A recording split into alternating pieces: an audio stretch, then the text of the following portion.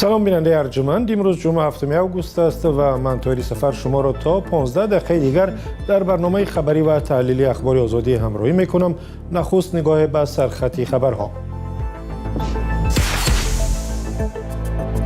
یک مادر از ولایت سوخت شکایت دارد که مقامات انتظامی پسر او را به ناحق بازداشت کردند و گناهکاران دیگر را جواب دادند. فقط اینها آشناها دک است، صاحب قهوه‌خانه زدگاه 4-5 تا خودش. سربازی که در اوکراین جسد همسفانش و سربازان روس را یافته و برای دفن به خویشاوندانشان می سپرد در جبهه کشته شد. گرمای طاقت فرسا به زودی به اروپا برمیگردد. در باغ حیوانات پراگ برای جانوران سردی دوست و بیزار از گرمی چاره می اندیشند. در قفس خرس‌ها کاندیسیونرهای هوای سرد جای دادیم. لازم شد آب شرشره را هم فراهم میاریم. شروع میکنیم از ولایت سوخت. مادر یک جوان تاجیک از شهر باباجان غفورов شکایت دارد که مقامات انتظامی ناعادلانه به ضد پسرش پرونده جنایی باز کردند و 3 ماه از او را در بازداشت نگه می‌دارند. با قول این مادر اگرچه پسرش در یک زنازنی شرکت کرده است، اما گناهکاران دیگر جان خود را از هر راهی از جمله از راه رشوه دادن خلاص کردند. حادثه در قهوه‌خانه ارباب، یکی از قهوه‌خانه‌های سرمشتری شهر رخ داده است و در این باره فرزان محمدی گزارش می‌دهد. پیشانی زخم براشتگی پشت گردن استخوان کشیدگی پشتگی من قاعدش های. این نقل سید نیسا قاسم و ساکنی ناحیه باباجان غفورov درباره پسر 34 سالش ایوب جان نعمتوف است. مقامات او را بعد یک زنازنی گروهی دستگیر کردند. سید نیسا قاسمova میگوید در زنازنی در قهوه‌خانه ارباب قریب 20 کس اشتراک کرده، در این میان تنها پسر او دستگیر شده است. چیزی که او بی‌عدالتی مینامد و از چنین برخورد ناراضی است. حادثه شام 25 می امسال روی داده. ایوب جان نعمتوف از آن زمان تا کنون در بازداشتگاه موقتی است. سانه گلی سال دوسری الکل آب نگذاشت بگمش کردی. منی کاغذ دکتر منی ها منی توموگراف ها منی تزیهوش همش منی مکتوبی وای کلام وای کدیگو ما. کوششی ما برای گرفتن شرح بیشتری مقامات درباره حادثه تا این دم بی‌نتیجه بود. با اطلاع دریافتی رادیو آزادی، مأموران میلیسا تنها نسبت به ایوب جان نعمتوف پرونده باز کردند و او به اوباشی گمان زده است. در حالی که مادرش او را جبر دیده مینامد، در نوار دوربین‌های نظارتی که رادیو آزادی دید، او شرکت‌داران دیگری حادثه را دشنام و حقارت داده است. در آن نوار شخصان زیاد دیده می‌شوند. مسئولان قهوه‌خانه ارباب در ناحیه باباجان غفورov نخواستند که درباره حادثه صحبت کنند. تنها در گفتگوی حضوری اشاره کردند که در این ماجرا آنها نیز زیان دیدند. سید نیسا قاسمova میگوید بحث و خرخشه در قهوه‌خانه ارباب بر سر پول خوراک بین مهمانان سر زده، سپس نمایندگان قهوه‌خانه همراه شدند.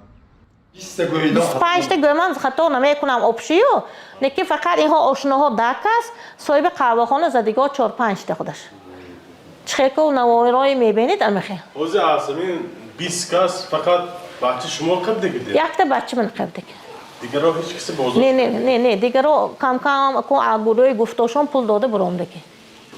در حالی که مقامات شرح نمیدهند، سید نیسا قاسمova ادعا دارد که احتمال شرکت‌داران دیگری مناقشه از کشور بیرون و یا از جوابگری آزاد شدند. رادیو آزادی آن را مستقلانه تصدیق یا انکار کرده نمیتواند. نه شد به اساس ما فقط جنگ ما هایکو البته دیدم بعد به اساس ما دیگه سوت شدگیش نه یک بار سوت شد ولایتی و دیگه شدگیش نه همین به 13 ایون بود. من تا امروز چند روز نشد است دیگه سود نشد است سود واقعا نشد است تیز بولی که نه حکم داد است نه برود است عزیزم. این زن میخواهد دادرس هرچه زودتر قضیه پسرش را بررسی و خلاصه خود را اعلان کند. جنجال و زنازنی در طربخانه و قهوه‌خانه های ولایت سوخت در ماه‌های آخر زیاد شده است. در زنازنی در طربخانه پارلمانت شهر خوجند که ماه فوریه امسال روی داده سر و صدای زیاد برپا کرد، دادستان پیشین شهر بوستان نیز شرکت داشت. بعد رسانه‌ای شدن حادثه او از ساحه رانده شد و چند نفر دیگر به جوابگری کشیده شدند. مقامات امور داخلی نه همیشه درباره چنین حادثه ها معلومات میدهند، هرچند درباره حادثه های دیگر زود و با تفصیل گزارش نشر میکنند. فرزان محمدی، رادیو آزادی، ناحیه باباجان غفوروف. روز 5 آگوست در اوکراین یک سرباز به هلاکت رسید که شاید یکی از وحشتناکترین کار برای انسانها را انجام میداد. الکسی یوکوویچ 40 ساله جسدها و یا باقی مانده های جسدی همسفانش و هم سربازان روس را جستجو میکرد، شناسایی میکرد و به خویشاوندانشون میسپرد. این دفعه خودش هنگام بیرون آوردن جسد به هلاکت رسیده است. رادیو آزادی او را در یکی از ماموریت‌هایش همراهی کرده بود و گزارشی را در این باره همکارم کیو مرسیت‌ها تقدیم میکند. ما به سمت بوی قدم میزنیم، شاید در راه کسی را یابیم. از اینجا بوی جسد میآید. الکسی یوکوف زندگی خود را به این کاری وحشتناک بخشیده بود. پیدا و شناسایی کردن جسد سربازان جان باخته در ولایت دنیتسک اوکراین. زخم در کاسه‌خانه سرش. همسفان ما اینجا همین طور افتادند. رادیوی آزادی چند ماه پیش فعالیت‌های یوکوف را به نوار گرفته بود. دیگر سیمای او را فقط در ویدیو می‌توان دید. الکسی هنگام بیرون آوردن جسدها در نزدیکی جبهه جنگ به هلاکت رسید. خبری مرگ او را همسرش در فیسبوک نشر کرد. یوکوف می‌دانست که کارش با خطر مرگ همراه است. ما این کار را زیر تیر و توپ و حمله درون‌ها انجام می‌دهیم، اما آنها نیز به خاطر آینده ما جان خود را در خطر گذاشته بودند. برای همین هر کدامشان باید به خانه برگردانیده شوند. این کار توجه الکسی یوکوف را 25 سال پیش به خود کشید. بعد از آنکه به جستجوی جسد سربازان جنگ جهانی دوم آغاز کرد. پس از آغاز درگیری‌ها در شرق اوکراین در سال 2014 تجربهش را در جنگ نو به کار برد. او گروهی داوطلبان پلاتسدرم را تأسیس داد که به خانواده‌ها در یافتن جسد عزیزان و دفن مناسب آنها کمک می‌کرد. ما در جیبش دعایی برای خانواده‌اش یافتیم. مردمانی که مانند او برای حمایت اوکراین و آینده فرزندانشان رفته بودند، مهمترین چیزی را با خود می‌گیرند. پس از تجاوز روسیه به اوکراین در سال 2022 کاری گروه بسیار زیاد شد.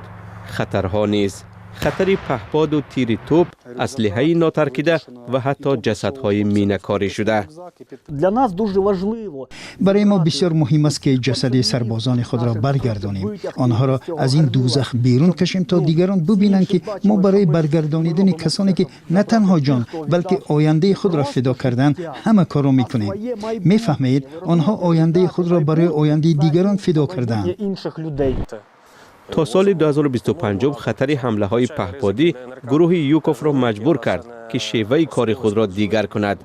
خبرنگار رادیوی آزادی ماه فوریه سال 2026 در یکی از ماموریت‌های یوکوف او را همراهی کرد. او همان زمان درباره مرگ خود و پیامدهای وحشتبار جنگ می گفت. عمر من برای برگردانیدن همه سربازان این جنگ کفایت نمی کند. ما از این جنگ عقب برگشته هم نمی توانیم تا دمی که آنها بر نگردند. چطور برمیگردیم؟ ما بخش از آنها هستیم. ما یک ملت هستیم. دادگاه در ازبکستان یک زن را که خواسته است پسرش را در عوض $3300 به جفت دیگری بفروشد و 3.5 سال زندان محکوم کرده است.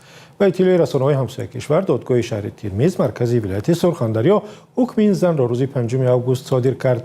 بر طبق گزارش‌ها گمانزد به جنایت با خریدار در مورد فروش کودک به موافقه رسیدند و خریدار باید در اول 20 میلیون سوم ازبکی می‌پرداخت است و بقیه را پس از قانونی کردن سندهای کودک می‌فرستاده است. رسانه‌های ازبکستان نوشتند که این زن در دادگاه به گناه خود اقرار شده و گفته است که از ناچاری و به سبب قرضداری و نداشتن خانه و جدا شدن از شوهرش خواسته است جگربند خود را به کسی دیگر بفروشد. و در ناحیه فرخار، یکی از ناحیه‌های بزرگ پخته پرور و گرم و تفسان تاجیکستان، دهقانان زیادی از تقسیم ناعادلانه آب شکایت دارند. با گرمتر آمدن هوا، کیسارهای عظیم پخته و زراعت‌های دیگری کشاورزان از کمابی خشکیدند و یا حاصل می‌دهند که البته ناچیز و نارسید است. در این باره گزارش داریم که همکارم مولا رجب یوسفی تقدیم می‌کند. ندیدی پخته به اوی رو. دهقان فرخاره میگوید که دلش به این حالها و زحمت چند ماهش میسوزد. در نوارهایی که او بر رادیوی آزادی فرستاده است دیده می شود که کشتزار پختش پیش از وقت و از بی‌آبی شکفته است. این پخته‌زاران در جماعت گلشن ناحیه فرخار جای گیرند. آنها میخشکند اما کشتزاران پهلویش سبز و خرمند. با خدا به اوی رو شکفته. اوه 65 هکتار نمیزگر نورما قطع کردیم. پخته‌کاران از تقسیم ناعادلانه آب شکوه دارند. میگویند که حتی شبها سر زمین می‌ایستند تا نوبت آب به آنها هم رسد، ولی چنین نمی‌شود. در اداره بهداشت زمین و آبیاری فرخار اقرار کردند که تا 20 روز پیش چنین مشکل وجود داشت ولی حالا حل شده است. سرور این اداره ادعای تقسیم نادرست آب را بین کشاورزان رد می‌کند. تقسیم همون دهقانا خود را نادرست آب تقسیم می‌کنند. این من مقصد اوم گرفتم تو اوم رفتم بگیرم مقصد دیگه مو بیخیر میشد خیلی نوبت ها کنن که او برسه. آب به اینجا در جویبارهای بتانی می آید. اکثر آنها ساخت دوران شوروی اند. شکاف و رخنه ها به تلف یافتن آب سبب می شود. زمان پخته‌زاران اینجا با نام ارتباز معروف بودند و با آبکش یا نساس ها آبیاری می شدند. این بار اول نیست که دهقانان فرخار از نارسایی آب شکایت می کنند.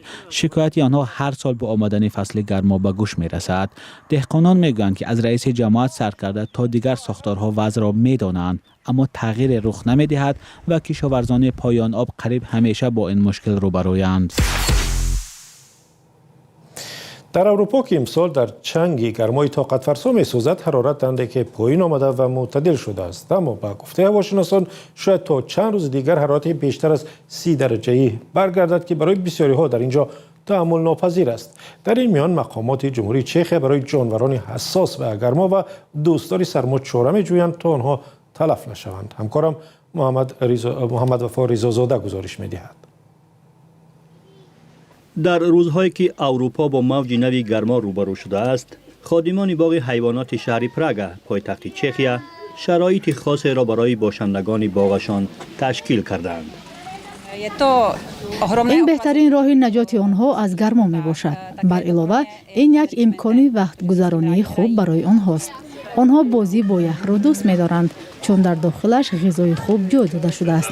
آنها روزی دراز در بالای یخ بازی کرده حرارت معتدل را حفظ می کنند. بعضا یخ پاره ها را همراه با غذای داخلش فرو می برند. هفته اول ماه اوگوست برای اولین بار در تاریخ معاصر چخیا گرما به 41.5 درجه سلسی برابر شد. در این وضع خادمان باغ برای خزهای سفید دوگانیک گریگار و الیوت روزانه تا 3 تن یخ پیشکش می کنند. غذای خزها که اساساً از میوه و سبزیجات و ماهی عبارت است در شکل یخماس تقدیم می شود. اکثر حیوان‌های باغ در این حال گرمای فوق‌العاده به وضعیت مطابق شدند، اما ما باز هم تلاش برای بهبود حیات آنها در این شرایط را ادامه می‌دهیم. برای خرس‌های سرد دوستدار سفید ما جهاز خاصی تولید یخ به دست آورده‌ایم. قفس آنها را با آب سرد سرشار می‌کنیم. همچنان در قفس خرس‌ها کاندیسیونرهای هوای سرد جای دادیم. لازم شد آب شرشره را هم فراهم می‌آوریم. همین گونه در روزهای گرما عائله گریلاهای باغ حیوانات پراگ به تناول غذا در داخل یخپاره‌ها عادت کرده است. مردم زیادی که در نزد قفس‌های حیوانات جمع شده‌اند شوخی‌آمیز می‌گویند که در این هوای گرم هوس دارند که در کنار حیوان‌ها در داخل قفس باشند. با آنها حسد دارم، اما امیدوارم که در این هوای گرم این اقدام‌ها به حیوان‌های باغ کمک می‌کنند. با پایان اخبار آزادی رسیدیم، ولی شما اگر میل دیدن ویدیوهای بیشتر، خواندن خبر و گزارش‌های دیگر را دارید، پس لطفاً سری بزنید و وبسایت azadi.org و یا صفحه‌های رادیو آزادی در فیسبوک، اینستاگرام و کانال‌های ما در تلگرام و یوتیوب و تیک تاک. اگر این مسئله هست که می‌خواهید دربارش بیشتر بدونید، پس به ما بنویسید، می‌بینیم و تحقیق می‌کنیم. اگر موضوع مهم بود حتماً می‌نویسیم. تلفن های ما در همه شبکه‌های اجتماعی رادیو آزادی هست و واتساپ یکی از وسیله‌های تماس با ماست. تا دیدار در برنامه‌های دیگر و روزهای استراحت خوب در پیش داشته باشید.